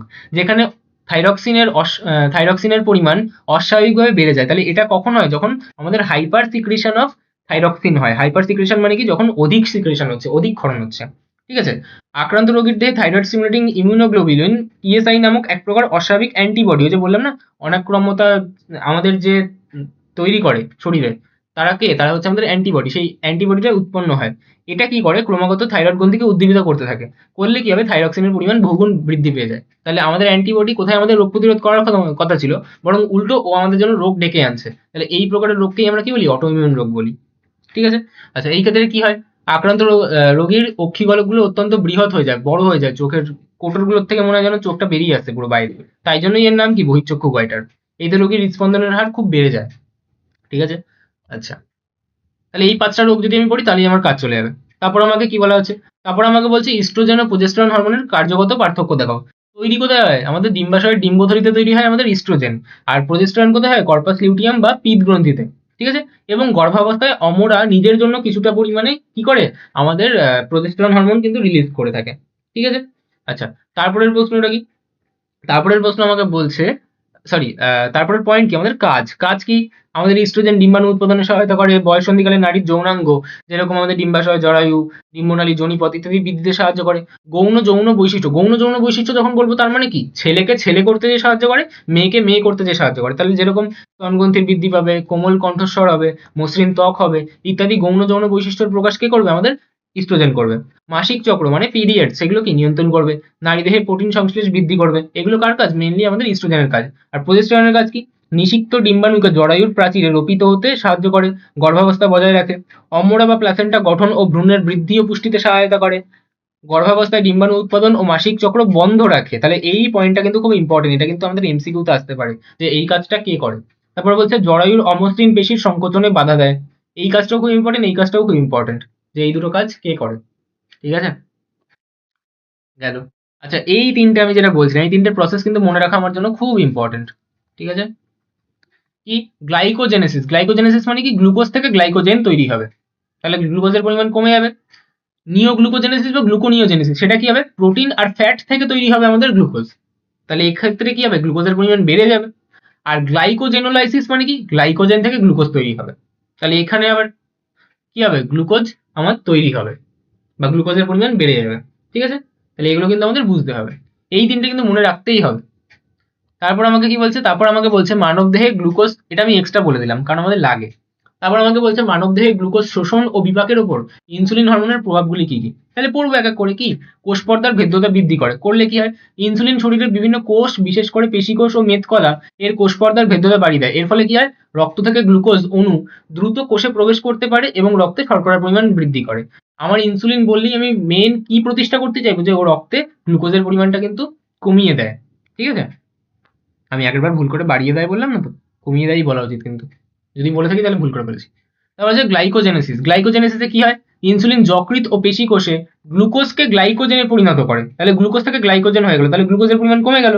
তাহলে গ্লুকোজ থেকে গ্লাইকোজেন তৈরির এই প্রক্রিয়াকে কি বলা হয়, আমাদের গ্লাইকোজেনেসিস। এর মাধ্যমে অতিরিক্ত গ্লুকোজ শরীরে সঞ্চিত থাকে। ঠিক আছে, আচ্ছা। তারপর কি বলা হচ্ছে, তারপর বলা হচ্ছে গ্লাইকোলাইসিস। গ্লাইকোলাইসিসে কি হয়, কোষের ভেতর গ্লুকোজের জারণ ঘটিয়ে শক্তি উৎপন্ন করতে ইনসুলিন সহায়তা করে। তাহলে গ্লুকোজ ভেঙে আমাদের শক্তি তৈরি হচ্ছে, তাহলে আবার আমাদের কি হচ্ছে, গ্লুকোজের পরিমাণটা কমছে। মানে ইনসুলিনের মুখ্য টার্গেটটা কি, গ্লুকোজের পরিমাণটাকে কমিয়ে, যেহেতু গ্লুকাগন তো বাড়ায় আর ইনসুলিন কমাতে চাইবে, তাহলে এদের মধ্যে দ্বৈত ক্রিয়ার মাধ্যমে কি ব্যালেন্স থাকবে আমাদের রক্তে শর্করার পরিমাণ। এটি গ্লাইকোলাইসিস প্রক্রিয়ার হার বাড়িয়ে দেয়, ফলে গ্লুকোজ দ্রুত শক্তিতে রূপান্তরিত হয়। তারপরে কি বলছে, তারপর বলছে নিওগ্লুকোজেনেসিসে বাধা। কারণ নিওগ্লুকোজেনেসিসে কি হয়, আমাদের যে যকৃতে অশর্করা জাতীয় উপাদান যেরকম প্রোটিন আর ফ্যাট, ওই প্রোটিন ফ্যাট থেকে গ্লুকোজ তৈরি হয়, কিন্তু তৈরি তো হতে দেওয়া যাবে না, কারণ ইনসুলিনের কাজ কি গ্লুকোজকে কমানো। তাহলে তৈরি হলে তো বেড়ে যাবে, তাহলে কি বলবো, যে নিওগ্লুকোজেনেসিসে বাধা দেবে। তাহলে কি বলবো, যে ইনসুলিন এই প্রক্রিয়ায় বাধা সৃষ্টি করে রক্তে গ্লুকোজের মাত্রা বাড়তে দেয় না। তারপর হচ্ছে গ্লাইকোজেনোলাইসিসে বাধা। এটা কি ছিল, এটা ছিল গ্লাইকোজেন থেকে গ্লুকোজ তৈরি হওয়া। তাহলে গ্লাইকোজেনকেও গ্লুকোজ হতে দেবে না কি, আমাদের ইনসুলিন। কারণ ইনসুলিনের টার্গেটই হচ্ছে গ্লুকোজ তৈরি হতে, যে হারটা, সেই হারটা কমানো। ঠিক আছে, তাহলে এখানেও কি বাধা দেবে, বোঝা গেল। ব্যাস। নেক্সট কোয়েশ্চেন কি, নেক্সট কোয়েশ্চেন হচ্ছে থাইরক্সিন হরমোনের বিভিন্ন কাজগুলি লেখো। প্রথম কাজ হচ্ছে বিপাকীয় কাজ নিয়ন্ত্রণ। বিপাকীয় কাজ অনেক রকমের হয়, যেরকম কি ক্রেবস চক্রের সক্রিয়তা বৃদ্ধি করে কলাকোষের বিপাকীয় কাজ নিয়ন্ত্রণ করে, ফলে শর্করা, প্রোটিন, ফ্যাট বিপাক ক্রিয়ার হার বৃদ্ধি পায়। অন্ত্রে গ্লুকোজ শোষণ ক্ষমতা বৃদ্ধি করে। যকৃত ও পেশিতে সঞ্চিত গ্লাইকোজেনকে গ্লুকোজে রূপান্তরিত করে, যে পদ্ধতির নাম কি, গ্লাইকোজেন গ্লুকোজে হলে গ্লাইকোজেনোলাইসিস। যকৃতে প্রোটিন থেকে গ্লুকোজ তৈরি করে, তাহলে প্রোটিন বা ফ্যাট থেকে হলে কি বলবো, তাকে নিওগ্লুকোজেনেসিস বা গ্লুকোনিওজেনেসিস। আর থাইরক্সিন কি করে, দেহের সঞ্চিত মেদ বিয়োজিত করে, ফলে কিটোন বডি উৎপাদন বৃদ্ধি পায়। ঠিক আছে, আচ্ছা। তারপর কি বলা হচ্ছে, তারপর বলা হচ্ছে মৌল বিপাকীয় হার বা বিএমআর। তাহলে বিএমআর কি করে, বৃদ্ধি করে। আর বিএমআর বৃদ্ধি করলে কি হয়, অধিক তাপ বা ক্যালোরি উৎপাদনে সাহায্য হয়। তাহলে কি বলবো, একে ক্যালোরিজেনিক হরমোন। তাই কি বলা হয়েছিল, যে থাইরক্সিন আমাদের ক্যালোরিজেনিক হরমোন। তাহলে এটা কিন্তু আমাদের ইম্পর্টেন্ট। তারপর বলা হচ্ছে লোহিত রক্তকণিকার ক্রম পরিণতি। তাহলে ক্রম পরিণতিতে সাহায্য করে। লোহিত রক্তকণিকা মানে কি, রেড ব্লাড সেল বা আরবিসি। তারপর হচ্ছে হৃদস্পন্দন বৃদ্ধি। থাইরক্সিন হরমোনের প্রভাবে কি হয়, হৃদস্পন্দনের হার বেড়ে যায়, ফলে রক্তচাপ ও শ্বসনের হার বৃদ্ধি পায়। তারপর বলা হচ্ছে দৈহিক বৃদ্ধি। দৈহিক বৃদ্ধিতে কে সাহায্য করে, আমাদের থাইরক্সিন কিন্তু সাহায্য করে থাকে। মুখ্যত কে সাহায্য করে, আমাদের গ্রোথ হরমোন। তাছাড়াও কে সাহায্য করে, ভূমিকা পালন করে আমাদের থাইরক্সিন। তাই একে অ্যানাবলিক হরমোনও বলা হয়ে থাকে। তারপর বলছে আমাদের জিটিএইচ সম্পর্কে লেখো। তাই এটা কোনটা লিখতে হবে, আমাদের ভুলটা লিখতে হবে। তাহলে জিটিএইচ আমাদের বই সাপেক্ষে কি, জিটিএইচ আমাদের বই সাপেক্ষে হচ্ছে আমাদের এলএইচ, তারপর আইসিএসএইচ, তারপর বলা হবে আমাদের এফএসএইচ, তারপর বলা হবে আমাদের পিআরএল বা প্রোল্যাকটিন। ঠিক আছে, তাহলে আমাদের বই সাপেক্ষে কিন্তু এইটা, বাট অ্যাকচুয়ালি কি, অ্যাকচুয়ালি এইটা আর এইটা হয় একমাত্র। ঠিক আছে, কিন্তু এখন আমাকে এটাই মনে রাখতে হবে, শেষ মাস, তাই এইসব নিয়ে আলোচনা করে লাভ নেই। আমি আমার ভিডিওতে যদিও বলেছি, এনসিআরটিও দেখিয়েছি যে এনসিআরটিতে কি লেখা আছে। তারপর বলা হচ্ছে অ্যাড্রিনালিন হরমোনের কাজ লিখতে। অ্যাড্রিনালিন হরমোন কি, অ্যাড্রিনালিন হরমোন হচ্ছে আমাদের জরুরিকালীন হরমোন। জরুরিকালীন হরমোন, তাহলে জরুরির সময় যা যা হবে সেগুলো সেগুলো। আচ্ছা ভাবো, আমি একটা হরর ফিল্ম দেখেছি, এবার কি হয়, আমাদের হার্টবিট বেড়ে যায়, তাহলে কি হবে, আমাদের হার্ট উৎপাদ বৃদ্ধি করবে। ঠিক আছে, আচ্ছা তখন কি আমাদের, যখন হার্ট উৎপাদ বৃদ্ধি পেয়ে যায় তখন আমাদের কেমন প্রেশার প্রেশার ফিল হয় না? কেন, কারণ আমাদের রক্তবাহ সংকুচিত করে দেয়। সংকুচিত হলে কি হবে, আমাদের ব্লাড প্রেশার বেড়ে যায়, তাহলে রক্তচাপ কি বেড়ে যাবে। তাহলে হচ্ছে শ্বসনতন্ত্রের উপর প্রভাব। তখন কি হয়, আমাদের অ্যাড্রিনালিন ব্রঙ্কিওলের পেশিকে শিথিল করে তাদের গহ্বরকে প্রসারিত করে। ফলে হাঁপানি যদি হয়, তাহলে হাঁপানির সময় ওই অ্যাড্রিনালিন ওই পেশিগুলোকে প্রসারিত করে শ্বাসকষ্ট লাঘব করে। তাহলে কি শ্বাসকষ্ট হয়ে আমি মরে যাবো না, যদি খুব বেশি আমাদের কি হয়, মানে ওরকম পরিস্থিতি এসে দাঁড়ায়। তারপর কি বলা হচ্ছে, তারপর বলা হচ্ছে অস্থি পেশির উপর প্রভাব। আমাদের এরকম হয় না যে অ্যাড্রিনালিনের প্রভাবে পেশির উত্তেজনা ও সংকোচনশীলতা বৃদ্ধি পায় এবং পেশির অসারকাল কি বিয়োজন হয়। তাহলে এটাও আমাদের একটা ভূমিকা। তাহলে হচ্ছে বিপাকের উপর প্রভাব। অ্যাড্রিনালিন যখন ওই জরুরিকালীন পরিস্থিতি থাকে তখন কি হয়, আমাদের বিএমআর বৃদ্ধি করে এবং গ্লাইকোজেনোলাইসিস ঘটিয়ে রক্তে শর্করার পরিমাণ বাড়ায়। ঠিক আছে, এটা কিন্তু আমাদের অ্যাড্রিনালিনের কাজ। তারপর আমাকে বলা হচ্ছে চোখ ও ত্বকের উপর প্রভাব। আমরা যখন খুব ভয়ে থাকি তখন কি আমাদের চোখগুলো বড় বড় হয়ে যায়, লোম খাড়া খাড়া হয়ে যায়, তাহলে এই কাজগুলো কার? অ্যাড্রিনালিনের কাজ। তাহলে কি তারারন্ধ্র প্রসারিত করে, অশ্রুগ্রন্থির ক্ষরণ বৃদ্ধি করে। অশ্রুগ্রন্থির ক্ষরণ মানে কি? চোখ দিয়ে জল বেরোচ্ছে। ত্বকের অ্যারেক্টাস পিলাই বলে কি হয়, একটা পেশি থাকে, সেই পেশিটাকে সংকুচিত করলে কি হয়, তাহলে লোমগুলো খাড়া খাড়া হয়ে যায়। এই কারণেই কি হয়, কুকুর বিড়াল ইত্যাদির লোম খাড়া হয়। ঠিক আছে, আচ্ছা এইবার আমি বলছিলাম হচ্ছে ওই আমাদের কি যেন ওটা, ফিডব্যাক নিয়ন্ত্রণ। ফিডব্যাক নিয়ন্ত্রণটাকে বুঝিয়ে দিই নাকি? তাহলে ফিডব্যাক নিয়ন্ত্রণটা বোঝানো যাক। ফিডব্যাক নিয়ন্ত্রণ বোঝাতে গেলে আমাকে তিনটে জিনিস আনতে হবে চ্যাপ্টারে। কি কি? একটু কমিয়ে নেওয়া যাক নাকি? না, এটাই থাক। একজন হচ্ছে আমাদের হাইপোথ্যালামাস। কে? আমাদের হাইপোথ্যালামাস মানে সুপ্রিম কমান্ডার। একজন হচ্ছে আমাদের অগ্রপিটুইটারি। পিটুইটারি। আরেকজন হচ্ছে আমাদের থাইরয়েড হরমোন, সরি থাইরয়েড গ্রন্থি। ঠিক আছে, আচ্ছা এইবার এই হাইপোথ্যালামাস থেকে কি ক্ষরণ হয়? টিআরএইচ মানে thyroid stimulating hormone releasing hormone বা থাইরোট্রপিন রিলিজিং হরমোন। এবং অগ্রপিটুইটারি দিকে কি ক্ষরণ হয়? টিএসএইচ মানে থাইরয়েড স্টিমুলেটিং হরমোন মানে থাইরয়েডকে উদ্দীপিত করার হরমোন।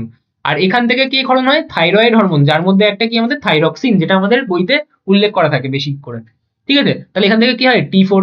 এবার আমরা ধরছি যে আমাদের রক্তে কি হচ্ছে, থাইরক্সিনের পরিমাণ বেশি আছে, তাহলে কি আমাদের রক্তে আর থাইরক্সিন চাই না, তখন আমি তাহলে কি করব? আচ্ছা আগে কমটা দিয়ে বোঝাই। থাইরক্সিনের পরিমাণ রক্তে কম আছে, ঠিক আছে, তাহলে আমার কি চাই? থাইরক্সিন চাই অবশ্যই। তাহলে আমি কি করব? আমি বলবো থাইরয়েড গ্রন্থি হাইপোথ্যালামাসকে বলবে, বাবা আমার কিন্তু থাইরক্সিন কমে গেছে। তাহলে ও কি বলবে? যে আমার থাইরক্সিনটা বাড়িয়ে দে। তাহলে বলবে একটা পজিটিভ ফিডব্যাক দিল যে আমার থাইরক্সিন চাই। তাহলে হাইপোথ্যালামাস কি করলো? টিআরএইচ ক্ষরণ করে কাকে উদ্দীপিত করলো? অগ্রপিটুইটারিকে। অগ্রপিটুইটারিকে যেই উদ্দীপিত করলো, তাহলে অগ্রপিটুইটারি কি বলবে? ঠিক আছে, যখন আমার থাইরক্সিন চাই, তাহলে আমি পজিটিভ ফিডব্যাকের মাধ্যমে আমার থাইরয়েড গ্রন্থিকে উদ্দীপিত করলে কি হবে? থাইরয়েড গ্রন্থি আমাদের থাইরক্সিন হরমোন ক্ষরণ করা চালু করবে। তাহলে কি হবে? আমাদের এর পরিমাণটা বাড়তে থাকবে। তাহলে যেই বাড়তে বাড়তে বাড়তে বাড়তে একটা সময় কি হবে? একটা সময় ওর পরিমাণটা স্বাভাবিক হয়ে যাবে। ঠিক আছে, তাহলে একটা সময় কি পরিমাণটা স্বাভাবিক হয়ে যাবে, তাহলে থেমে গেল। কিন্তু ও তো বাড়ছে, এখনো অব্দি তো পজিটিভ ফিডব্যাকই চলছে, তাহলে কি বাড়তেই আছে। তাহলে এবার পরিমাণটা বেড়ে যাবে না? তাহলে রক্তে কি এবার থাইরক্সিনের পরিমাণটা বেশি হয়ে গেল। এইবার বেশি হয়ে গেলেও কি বলবে? ভাই ভাই ভাই, আমার কিন্তু রক্তে থাইরক্সিনের পরিমাণ বেশি হয়ে যাচ্ছে, এবার তুই বাবা আমাকে কমিয়ে দে। তাহলে ও কি করবে? ও আবার চলে যাবে আমার হাইপোথ্যালামাসের কাছে, বলবে কি, ভাই এবার আমার থাইরক্সিন হরমোন কমাতে হবে। তাহলে নেগেটিভ ফিডব্যাক দিচ্ছি আমি যে এবার তুই কমিয়ে দে বাবা। তাহলে ও কি করবে? এই যে থাইরয়েড, কি যেন বলে এটাকে, থাইরোটপিন রিলিজিং হরমোন, সেটার ক্ষরণ কমিয়ে দেবে। তাহলে ও কি করলো? নেগেটিভ ফিডব্যাক দিল কাকে? অগ্রপিটুইটারিকে। অগ্রপিটুইটারি বুঝলো যে আমার কিন্তু থাইরক্সিন এবার কমাতে হবে, তাহলে ও টিএসএইচ কে কি করলো? নেগেটিভ ফিডব্যাক দিল। টিএসএইচ তাহলে কি করবে? থাইরয়েড গ্রন্থিকে যে উদ্দীপিত করছিল সেটা করা কমিয়ে দেবে। তাহলে কমালে কি হবে? এইবার উল্টো কাজ হতে শুরু করবে। তাহলে কি হবে? এবার এই যে থাইরক্সিন আমার বেশি ছিল, ওটা এবার তাহলে কমতে থাকবে। কমতে কমতে কমতে কমতে কি হবে? একসময় স্বাভাবিক হয়ে যাবে। স্বাভাবিক হতে হতে তখন আবার কি হবে? আবার কমে যাবে। আবার কমে গেলে আবার কি বলবো? যে আবার আমার চাই, আবার পজিটিভ ফিডব্যাক দেবো। আবার এক সময় স্বাভাবিক হয়ে আবার বেড়ে যাবে, তখন আবার নেগেটিভ দেবো। তাহলে এরকম ভাবে কি পজিটিভ ফিডব্যাক নেগেটিভ ফিডব্যাকের মাধ্যমে আমাদের রক্তে থাইরক্সিনের যে পরিমাণ, সেই থাইরক্সিনের পরিমাণটা কিন্তু ব্যালেন্স হয়ে থাকবে। এই পদ্ধতিটাই আমরা কি বলি? ফিডব্যাক নিয়ন্ত্রণ পদ্ধতি। যে যখন আমার থাইরক্সিনের পরিমাণ বেশি, তখন আমি কি বলবো? নেগেটিভ ফিডব্যাক, যে আমার কমিয়ে দাও। আর যখন আমার থাইরক্সিনের পরিমাণ কম, তখন আমি বলবো যে আমার থাইরক্সিনের পরিমাণ বাড়িয়ে দাও, মানে পজিটিভ ফিডব্যাক দিচ্ছি। বোঝা গেল? এইটাই আমাকে লিখতে হবে কি আমাদের ফিডব্যাক নিয়ন্ত্রণ পদ্ধতিতে। চলে যাই সেখানে, কি লেখা আছে দেখে নিই একবার। এই যে ফিডব্যাক নিয়ন্ত্রণ পদ্ধতি কি? কোনো একটি প্রক্রিয়ায় একটি গ্রন্থির ক্ষরণ অন্য একটি গ্রন্থির হরমোন দ্বারা নিয়ন্ত্রিত হয়। যেরকম দেখাচ্ছিল না যে আমার অগ্রপিটুইটারিকে কন্ট্রোল করছে আমাদের হাইপোথ্যালামাস থেকে বেরোনো টিআরএইচ, আবার থাইরয়েড গ্রন্থির হরমোন ক্ষরণকে নিয়ন্ত্রণ করছে আমাদের অগ্রপিটুইটারি থেকে বেরোনো টিএসএইচ। ঠিক আছে, রক্তের হরমোনের মাত্রা নিজেই সেই হরমোন ব্যবস্থাকে ত্বরান্বিত বা মন্দীভূত, মানে হয় আমি বলবো পজিটিভ ফিডব্যাক, নয় বলবো নেগেটিভ ফিডব্যাক। তাকে কি বলবো আমি? ফিডব্যাক নিয়ন্ত্রণ পদ্ধতি। উদাহরণ কি? থাইরক্সিন হরমোনের ক্ষরণ প্রধানত দুটি পদ্ধতির মাধ্যমে ঘটে। যেরকম কি একটা ধনাত্মক একটা ঋণাত্মক। তাহলে আমাদের ধনাত্মক পদ্ধতি কি? রক্তে থাইরক্সিনের পরিমাণ যখন কম আছে তখন বলবো যে আমি পজিটিভ ফিডব্যাক দিচ্ছি, তাহলে আমার পরিমাণটা বাড়াতে হবে। তাহলে তখন কি হবে? হাইপোথ্যালামাস থেকে টিআরএইচ ক্ষরণে বৃদ্ধি পাবে। তাহলে পিটুইটারি কি হবে? পিটুইটারি উদ্দীপ্ত হয়ে টিএসএইচ ক্ষরণ বাড়িয়ে দেবে। এরপর হবে কি হবে? থাইরয়েড গ্রন্থি থেকে থাইরক্সিন হরমোন ক্ষরণ বেড়ে যাবে। বেড়ে গেলে কি হবে? আগে কম ছিল, এখন কি হবে? স্বাভাবিক মাত্রায় চলে আসবে।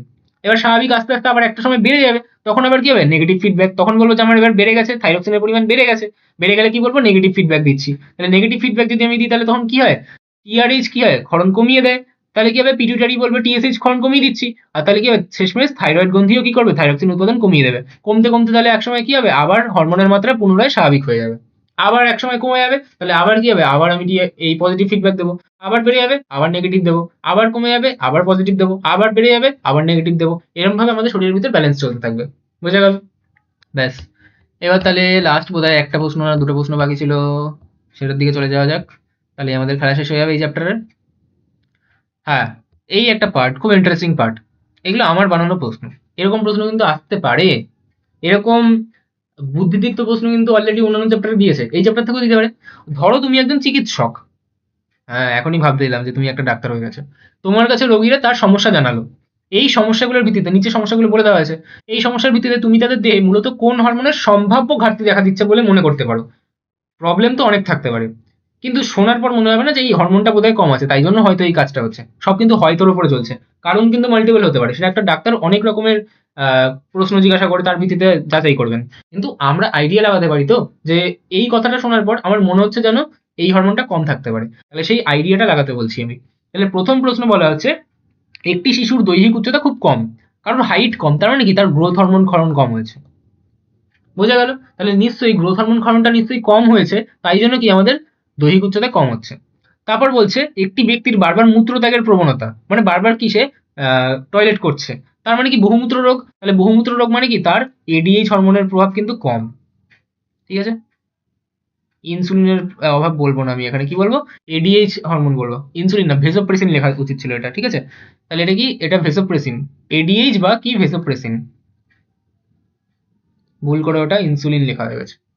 আচ্ছা, তারপর কি বলা হচ্ছে, তারপর হচ্ছে এক পুরুষ শিশুর যৌনাঙ্গের সঠিক বিকাশ ঘটেনি, তার মানে কি টেস্টোস্টেরন হরমোনের হয়তো অভাব রয়েছে, তাহলে টেস্টোস্টেরন কম রয়েছে।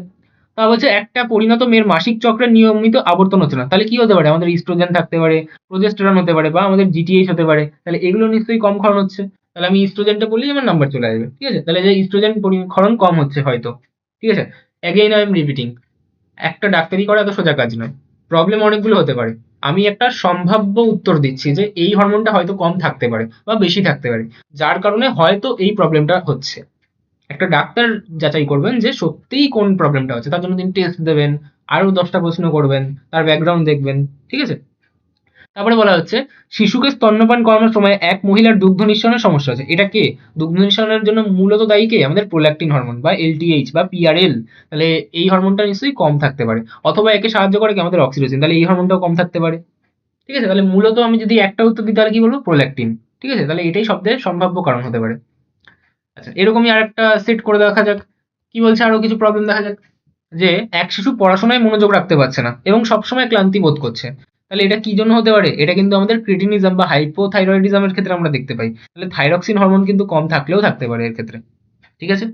তারপর বলা হচ্ছে একটি শিশুর দৈহিক উচ্চতা অস্বাভাবিকভাবে কমে গেছে, তাহলে কি আমাদের গ্রোথ হরমোন বা এসটিএইচ হরমোন কমে গেছে। একজন প্রাপ্তবয়স্ক মানুষের শরীরে গ্লুকোজের মাত্রা খুব বেড়ে যাচ্ছে, কারণ কোষে গ্লুকোজ প্রবেশ করতে পারছে না, এটা কোন হরমোন, তার মানে আমাদের ইনসুলিন কি, ইনসুলিন কম হয়ে গেছে, ইনসুলিন থাকলে তো ইনসুলিন গ্লুকোজটা বাড়তে দিত না, কমিয়ে দিত, অথবা আমাদের গ্লুকাগন হরমোন বেশি হয়ে যেতে পারে, তাহলে গ্লুকাগন হরমোন বেশি হয়ে যেতে পারে বা ইনসুলিন হরমোন কম হয়ে যেতে পারে, ঠিক আছে?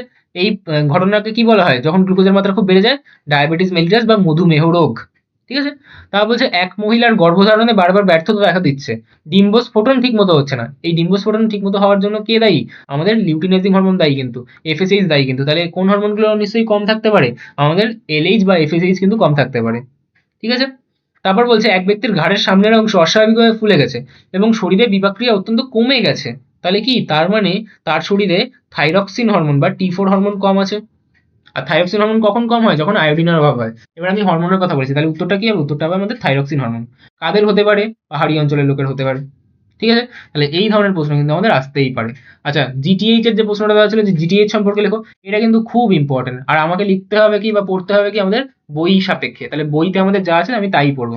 জিটিএইচ এর কাজ কি পড়ে নেবো, এফএসএইচ এর কাজ কি পড়ে নেবো, এলএইচ এর কাজ কি পড়ে নেবো, আইসিএসএইচ এর কাজ কি পড়বো, এলটিএইচ এর কাজ কি পড়ে নেবো, ঠিক আছে? এই প্রশ্নগুলো কিন্তু খুব ইম্পর্টেন্ট। এখান থেকে কিন্তু এমসিকিউ, এসএকিউ বা এরকম ভাবে যে জিটিএইচ সম্পর্কে আলোচনা করো বলে 3 নাম্বার দিয়ে দিল, 2 নাম্বার দিয়ে দিল, আসার কিন্তু খুব চান্স আছে। লিউটিয়াম বা পিত্ত গ্রন্থির বৃদ্ধি ঘটাতে কে সাহায্য করে? এলএইচ হরমোন সাহায্য করে। এরকম ভাবে কিন্তু প্রশ্ন আসবে। ঠিক আছে? তাহলে আমি আর এটা রিড করে দিলাম না, এমনি ওটা ভুল জিনিস। পরবর্তীকালে গিয়ে দেখবে যে এটা পড়তে হচ্ছে না, তোমাকে এলএইচ পড়তে হবে আর এসএসএইচ পড়তে হবে। তাই আমি আর এটা ফালতু সময় নষ্ট করছি না। So that was everything for this session. আমাদের দেখা হবে আবার কোনো সেশনে। যা, থ্যাংকের কেটা কেটে যাচ্ছে। Thank you for attending this session. নিজেদের পড়াশোনা ভালো করে করো। আর মাধ্যমিকের যে পুরোনো বছরের প্রশ্নগুলো আছে সেগুলো ভালো করে দেখো। এই প্রশ্নগুলি ভালো করে সলভ করো না, তাতেই হবে, কারণ এর মধ্যেই বেশিরভাগ মাধ্যমিকের পুরোনো বছরের প্রশ্ন ইনক্লুডেড রয়েছে। তার সাথে কিছুটা মডিফিকেশন করা হয়েছে, কিছুটা মডিফিকেশন যেখানে দরকার নেই সেখানে হুবহু দেওয়া রয়েছে, কিছু প্রশ্ন তার ভিত্তিতেই অ্যাড করা রয়েছে। তো এগুলো করলেই মোটামুটি হয়ে যাবে, আর নতুন করে প্রশ্ন করার দরকার নেই। বরং যাদের ভালো প্রিপারেশন আছে তারা যে জায়গাগুলো একটু মনে হচ্ছে যে এই জায়গাগুলো খামতি থাকতে পারে সেই জায়গাগুলো ফোকাস করো, সেই প্রশ্নগুলো বারবার পড়ো, যাতে সেই জায়গাগুলো সলিডিফাই হয়ে যায়। আর পরীক্ষায় যেটা তোমার উইক পার্ট সেইটা তোমাকে হার্ম না করতে পারে, সেইটাও যেন তোমার স্ট্রংগেস্ট পার্ট হিসেবে উঠে দাঁড়ায়। আর মাত্র 1 মাস মতো সময় আছে, এই টাইমটা শেষবারের মতো ভালো করে পড়ে নাও, যাতে মাধ্যমিকে একটা ভালো স্কোর আসলে যখন সবাই ফোন করবে তখন সেই স্কোরটা বলা যায়। ঠিক আছে? টাটা।